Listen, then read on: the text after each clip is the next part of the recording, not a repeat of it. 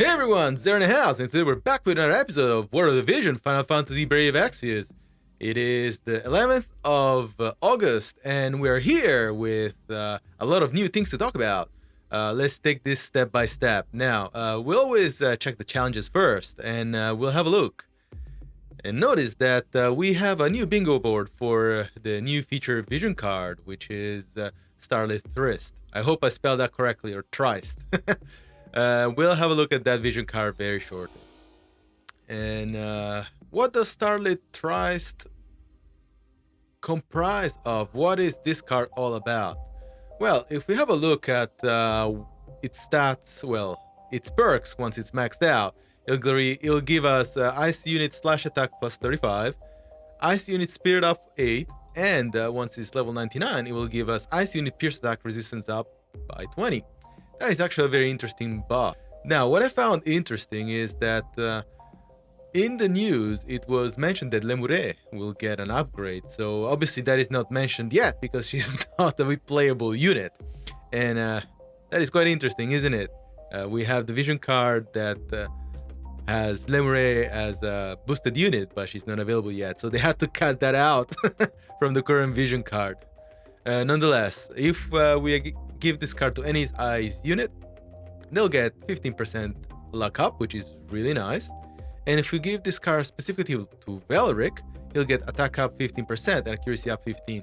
Now, I do find it quite interesting. I mean, I don't see many people using Valeric. I didn't see anyone even in PvP between rank 5000 and rank 1000 use Valeric.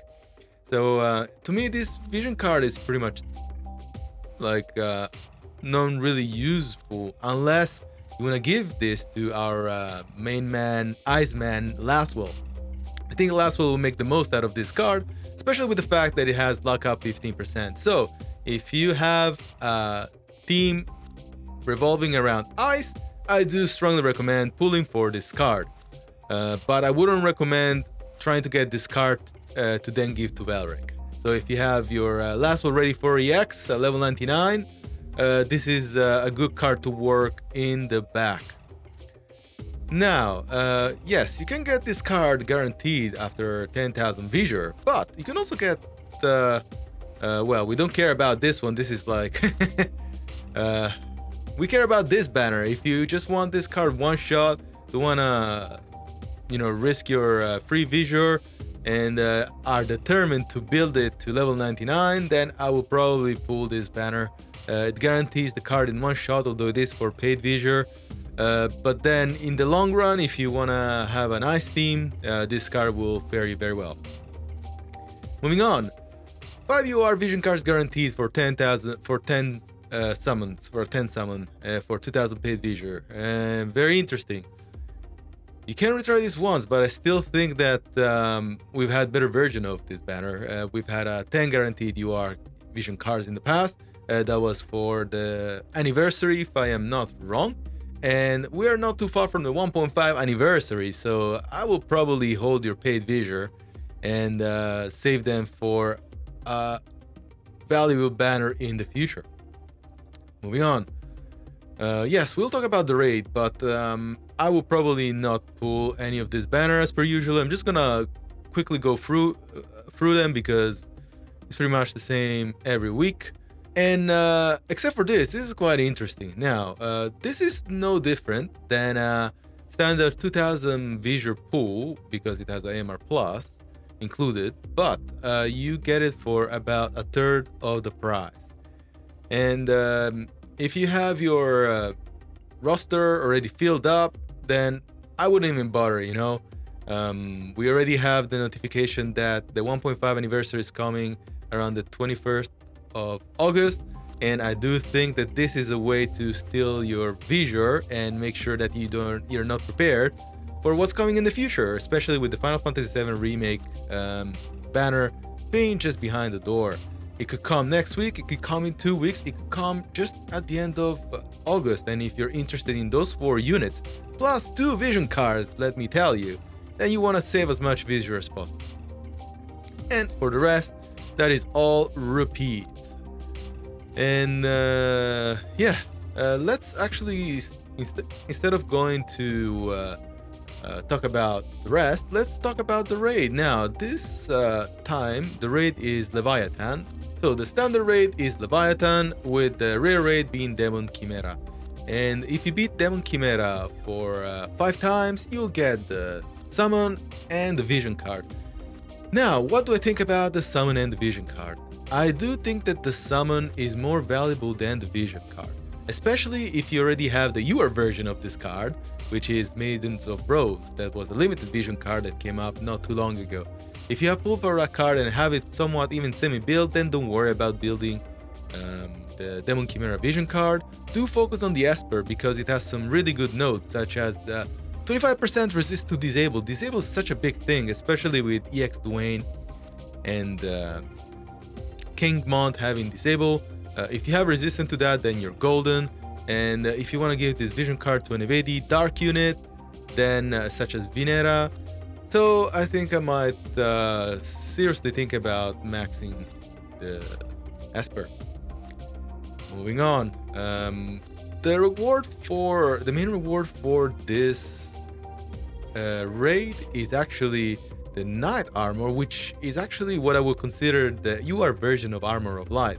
It gives so much spirit and magic resistance that is not even a joke. So if you were to give this to Charlotte, or I think Summer Kilfa can equip it, then you're pretty much immune to Black Rose Helena.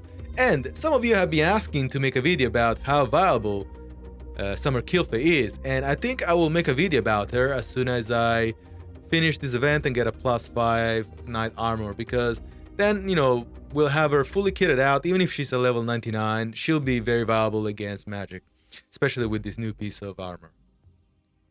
And yeah, that's pretty much it. I hope you guys are able to do this raid solo.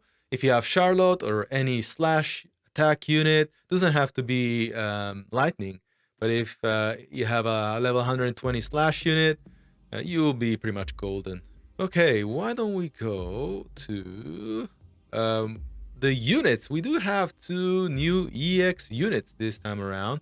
One is Dario and the other one is Uni. So let's have a look at Dario's kit. What does Dario get?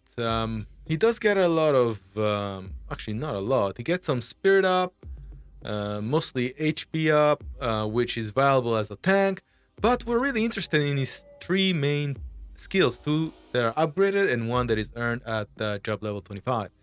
Now, Aeroga Blade does become Aeroga Blade Life Friend. Removes all buffs from target, then deals wind damage large to targets within range based on caster match stat and bestow Earth Eater. I don't think this is the upgrade we wanted for Dario, because Dario is supposed to soak up damage, and he is unfortunate with having Spellblade main job. Obviously, they need to do what they could with making his main job more, let's say, palpable and usable, but I don't think this is what we want from Dario. Now, Taunting Spell is a bit different. You do need Taunting Spell to make sure that the enemies hit you. And this time, Taunting Spell becomes Taunting Spellbind, which, okay, causes medium damage based on the caster's match and increase own chance of being targeted and inflict immobilize. This is a bit better in terms of buff. I think this is much better. But then, you know, if you want enemies to come to you and then you immobilize them, how does that work? You know, I guess it's like double effect. If you're able to attract them, good. If you immobilize, even better. So yeah, I think it's an okay upgrade. And then we have Draining Seal, where it lowers the activation ability rate for 3 turns, deal minimum damage based on match stat, and absorb damage dealt. Now, I think on paper this skill looks pretty bad. Why would you want to absorb? So by absorb damage dealt, I imagine that you get health back. Why would you want to get health back when he has low magic stat, and then, you know, the damage that you make is min? I don't see this being a usable skill unless you're doing manual PvP, where you can predict that an enemy is gonna cast a spell on you. But then, you know, I'll probably do it on limited class match rather. Yeah, I'll probably use it on class match rather than anything else. A bit of a pity that he was upgraded this way, in my opinion. Now, the other unit that we're gonna talk about, what a pun, is, do I even have Uni? Oh yes, I do. Now, I'm actually very impressed about Uni. He does get a Mega Charge enhancement where he doesn't have a charge period anymore, and he lowers move by 1. So he pretty much is a better version of Mont's Boulder. I think the range will be pretty good as well. And let's have a look at Mega Charge here. So Mega Charge. So yeah, it's pretty good range, and if you can get move -1, that is no joke. I think this is a really good upgrade. I don't think Uni's damage output is that good, but if you can make a large damage skill act immediately and prevent units to approach you with a move -1, then that is pretty good. And similarly to the passive, where it increases your accuracy and increases the range to +2 instead of +1. That is pretty cool. Let me have a look. Yeah, so I do think that those are really good upgrades, especially for an SR unit. You want to improve their overall damage potential, and I can see a lot of attack nodes here. So Uni is actually going to be a pretty good unit on paper from what I can see here. And his level 25 skill does nullify, quicken, and haste. So if what happens is, if you use this attack on someone and then Time Mage cast haste or quicken, those skills will not take effect on that unit, which is amazing. That is really good. And if the unit already has haste, it will be debuffed. So I do think this is amazing. And whoa, look at that. To be honest, you know, I'm actually considering about building Uni and see what he's able to do. On paper, this looks really good, so I am really surprised that they gave him this much kit and so many attack nodes. I am genuinely surprised. Okay, moving on. Let's go to the far plane. There's a couple of things to talk about here. The first one is that for I think the first time now, we do have double books. Might be the first time, or it might be that we haven't had double books in a long time. And I think this is pretty good. I mean, yes, Armor Accessory Ninja Blade, that will allow you to build your Knight Armor +5 in with no problems.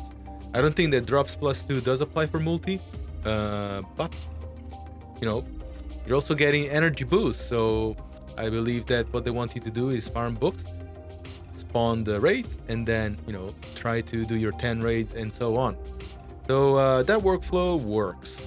We do have to upgrade to the Beast Den. So we have level 99 Demon Chimera, of course, which I've already spoken about. You do get Dark Attack up, which is really useful. And then we also get Lamia, which increases charm resistance. So in a situation where there's a CM battle and someone such as myself throws out a Zazan, you'll have the power of foresight and equip one of your units with Lamia, especially since she's low cost as well. So that is a pretty good upgrade to give to lower cost Esper. And wow, yeah, in terms of content, there isn't much else. There is story part 2 actually. So we finally get what's going on between Ovis, Randall, and Heindler. And I wanted to finish the story before making this video. And I must say that so far, I am intrigued about what's going on. We see a lot of behind the scenes. From my understanding, the war that is going on with Ovis seems to be occurring in tandem with what's happening with Wazette, Horn, Leonis, and Fennis. I think I said all 4. So yeah, we'll find out what's happening. We'll find out what's happening on the west side, since we've been focusing on the east side for a bit. And so far, I'm pretty keen to see what comes out next.